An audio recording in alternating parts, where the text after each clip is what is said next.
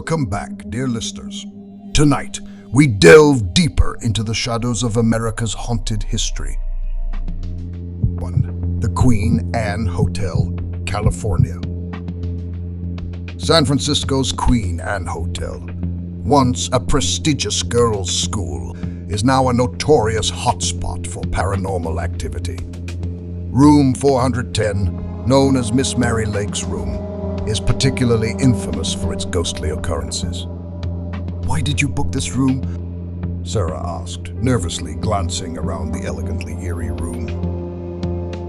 "I wanted to see if the stories were true," Mike replied, setting their bags down on the antique dresser.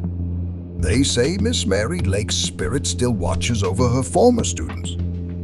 Author Jeff Dwyer once described the Queen Anne Hotel as a beautiful yet haunting place, where guests often report feeling an unseen presence in room 410. That night, as the moon cast an ethereal glow through the lace curtains, Sarah woke with a start. She felt the unmistakable sensation of someone tucking her in. "Mike, did you just—" "No, it's her," he whispered, his eyes wide with fear. The temperature in the room plummeted, and a gentle, disembodied voice whispered, "Rest now, children." Sarah bolted upright, her heart pounding in her chest. "Did you hear that? She's here with us." Mike nodded, his face pale. "Let's just hope she's a friendly ghost."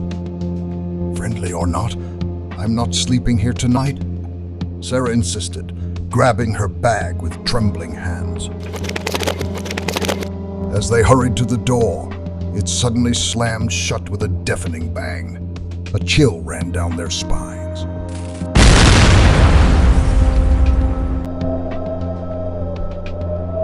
"She doesn't want us to leave," Mike whispered, his voice barely audible. A shadow moved across the room, dark and menacing.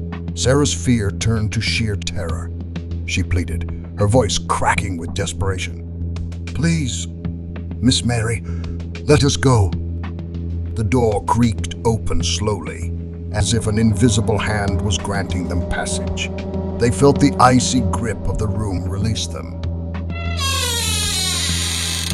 They rushed out, never looking back, their hearts racing as they fled down the hallway.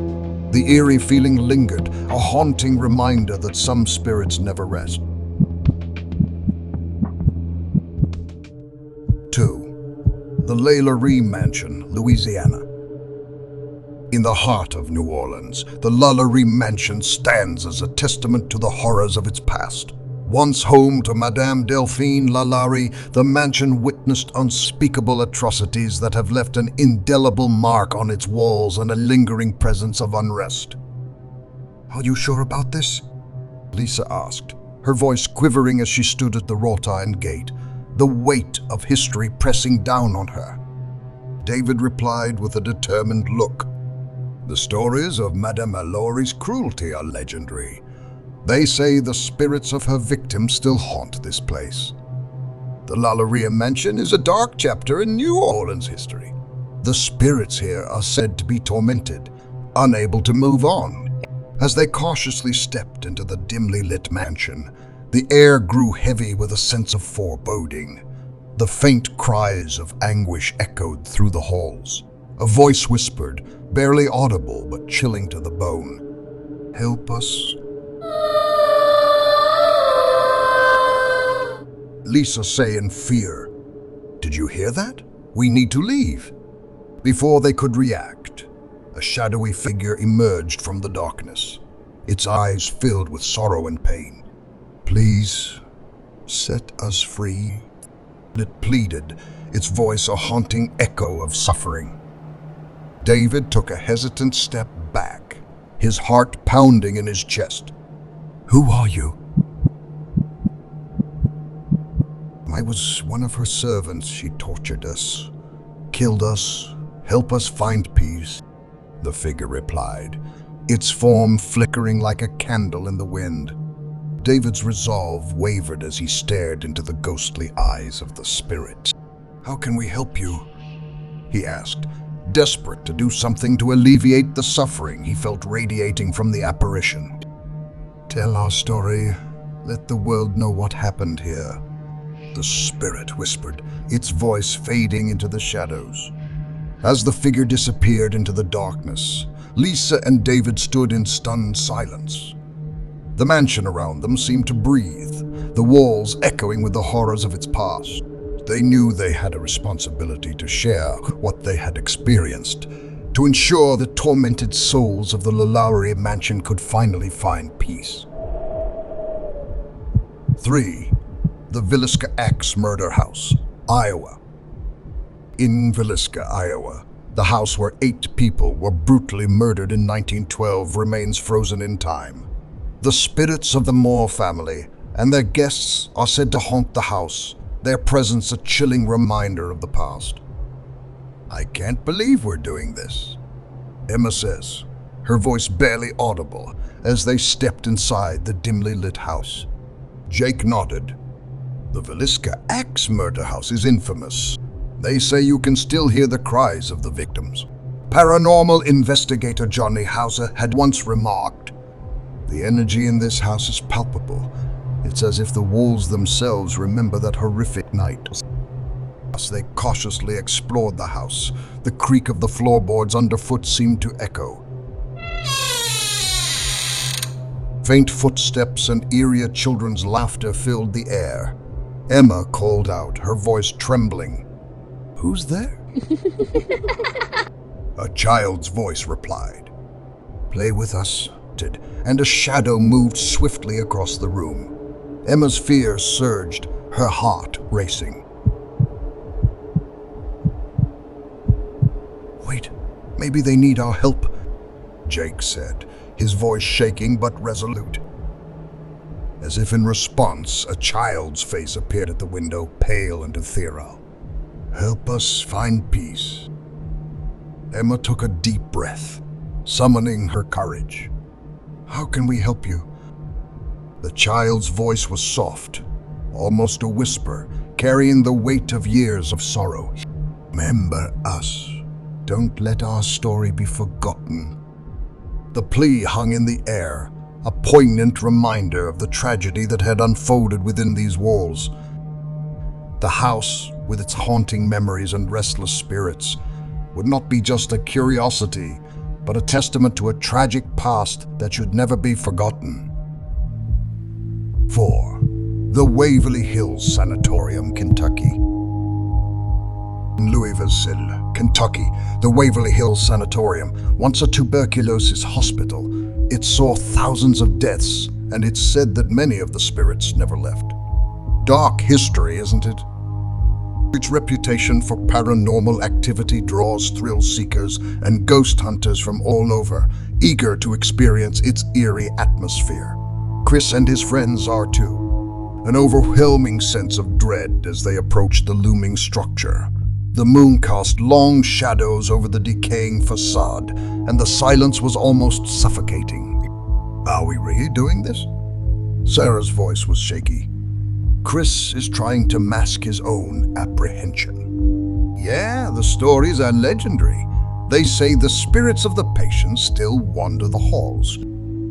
As they stepped inside, the air grew thick with an unshakable sense of foreboding.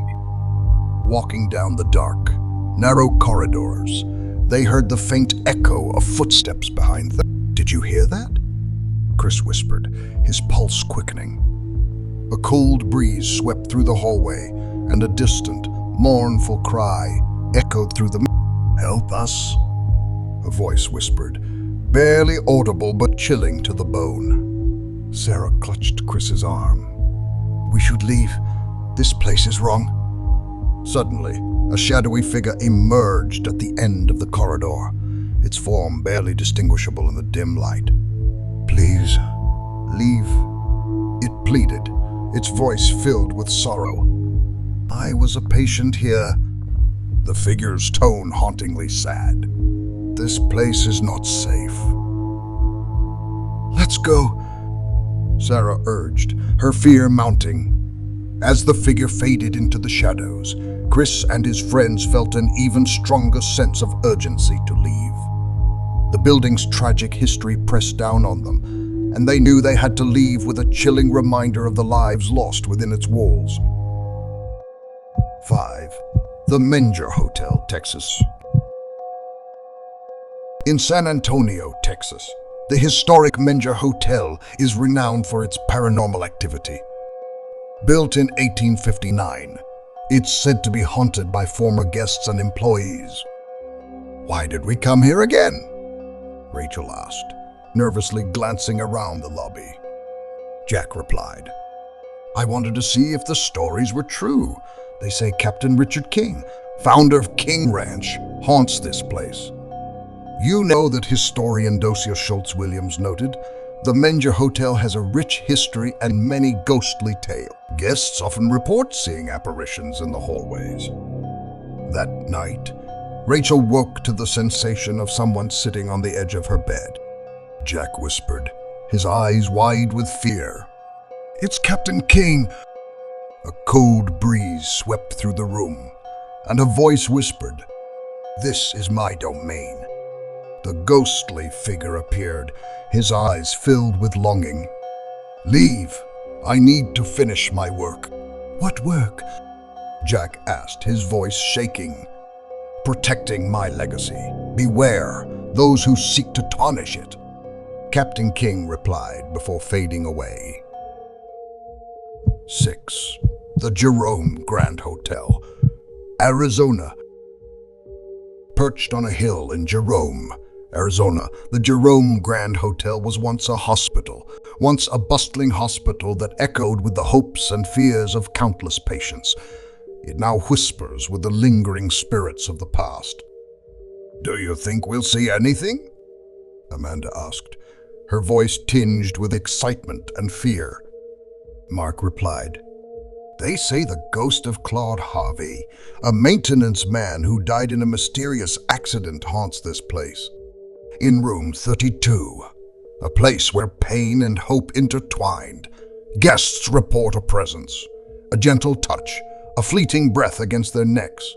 Some say it's the spirit of a nurse, forever bound to the bedside where she once comforted the sick and the dying." As they explored the hotel's corridors, they heard distant moans and footsteps. "Claude, are you here?" Amanda called out. A faint whisper replied, "I'm here, always here." "Amanda, let's get out of here," he said, his voice shaking. Suddenly, the elevator doors opened and a shadowy figure stood inside. "Join me," it whispered. Amanda backed away, eyes wide with terror. "We need to leave, now." But he needs help," Mark asked, his curiosity piqued. "We can't help him," Amanda insisted, dragging Mark away. From the windows, the view stretches out over Jerome, a town etched with the tales of miners and misfits, where the past and present dance in a delicate balance. Yet within the Jerome Grand Hotel, time seems to stand still, caught between worlds where the boundaries blur and the stories of the past whisper to those who dare to listen. 7. The Crescent Hotel, Arkansas. High atop a mountain in Eureka Springs, Arkansas, the Crescent Hotel has a reputation for being one of the most haunted hotels in America. Built in 1886, it once served as a hospital for a fraudulent cancer doctor, Norman Baker. Jessica and her friend Emily decided to stay in room 218, known for its paranormal activity. As they prepared for bed, a loud crash echoed from the bathroom. "What was that?" Emily gasped, clutching Jessica's arm. "The ghost of Michael. He was a stonemason who fell to his death during construction," Jessica whispered. "Paranormal investigator John Healy said. The Crescent Hotel is a place where the past and present collide. The spirits here are restless, forever seeking closure. The door creaked open, and a cold breeze swept through the room. "Michael?" Jessica called out, her voice trembling. Suddenly, Emily screamed. "I saw him? A shadow by the mirror?" Jessica felt a cold hand brush her shoulder. "We should leave," she whispered, but the door slammed shut, trapping them inside.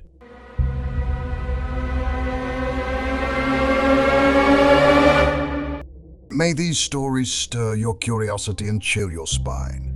As we close this chapter of our haunted journey, we leave with hearts pounding and minds racing, forever touched by the spectral whispers of America's most haunted places.